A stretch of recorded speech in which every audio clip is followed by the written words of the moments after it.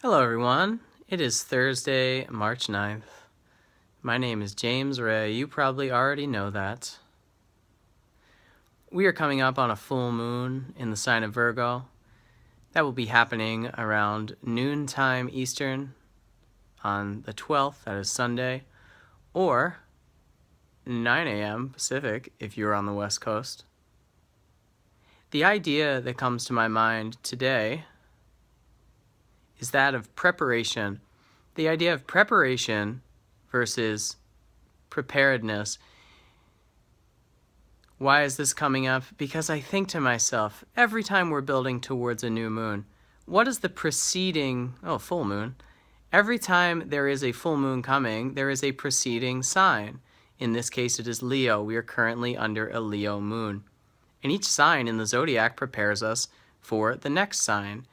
Whereas Leo has us focusing on the self, the development of the self, the early self, the childhood, the romantic sense of what you are and how things are all about you. As we move into Virgo, we start taking a closer look, a final look, if you will, at that inner space before moving on to Libra, where we share that within relationships. So the final build within Leo towards Virgo really puts us in a place of saying, how am I? How am I me? What makes me me? Themes that can come up here. How am I self-sabotaging? But also, how am I self-improving? I like to focus on what I can get out of things and how I can improve certain areas, but not everyone does. If you just need a moment to feel good, this can be a great time. You may be able to see the good things about yourself, but it really will require you to direct your mind. As we finish off the moon in Leo, it may feel a little lonely, it may feel a little dramatic, despondent. This to me is a reaction, a response of so much lunar energy being drawn through the sun representative of the zodiac, which is Leo. But as we step into the Virgo moon, you will begin to notice so many things. You may have already begun to notice them. The reactivity, which is common nowadays, if you look around the world, is not so common within if you can find peace.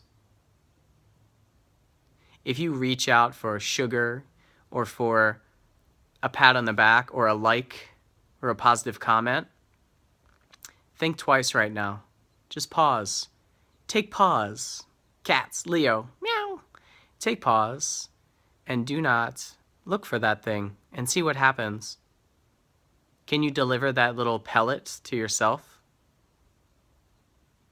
Consider yourself as that rat, that mouse that's in the laboratory, where you can push a little button and get a positive flow through your body, a little bit of serotonin, a little bit of dopamine. We're asking the outside world to give us a lot of our identity. There's nothing wrong with doing that, but there are advantages to not doing that. There are so many unique advantages to being able to feed yourself.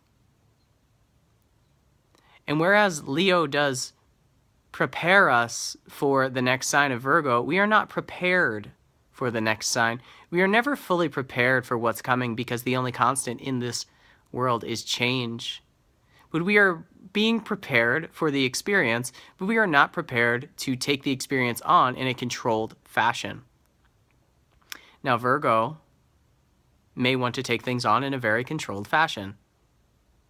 And to some extent, that will be a possibility. But overall, how can you let go of the idea of the need of the desire for control? And how can you actually exert the closest thing you can to control within, which is self-love? The only thing you have control over is how you treat yourself. No matter the commitment someone has made to you, the contract someone has signed, they don't have to fulfill it. And you cannot trust that they will, although you can put faith in the fact that they will. And that is very likely a positive practice to undertake, to trust that others will follow through on their word. But the only thing you are truly in control of is yourself. You are prepared for the world only within. The outside stuff is crazy. And that's fun. It's just random. Random assortment of cosmic energies attempting to express themselves through various means. We live in a very limited reality. There are millions of different ways we could be understanding the experience that we are having as living beings.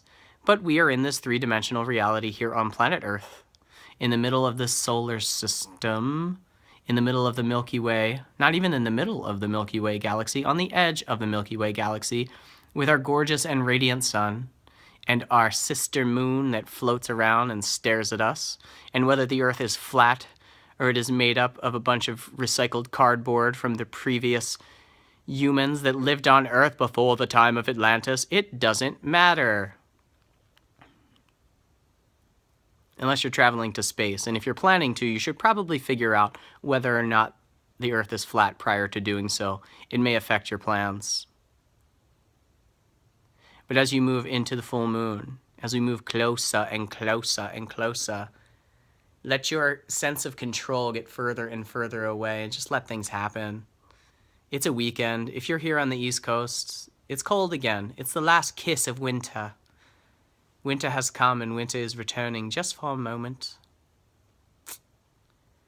Things will move on soon, and we'll be back here another year later so quickly. So appreciate the moment. And you can't really prepare for anything. You can be prepared, but you are not actually prepared for what is coming. Preparation is a momentary, it's a plan for the future, but you don't know what's coming. As you can see, I'm waxing poetic on this topic. I have no idea, but it is what has come to me. And with this large piece of moldavite on my third eye, I thank you for following my sometimes transient and tangential sharing. Bring out the best of yourself by being the best to yourself. And share that with the world if you choose to, and if you choose not to, I ain't gonna judge you. Find a way to be happy and share that happiness with the world. You don't have to say a word, just be yourself. That is your way of sharing it with the world. One love, or multiple loves, who cares? Have as many loves as you want. I bless you and I thank you for watching. Have a beautiful, beautiful day.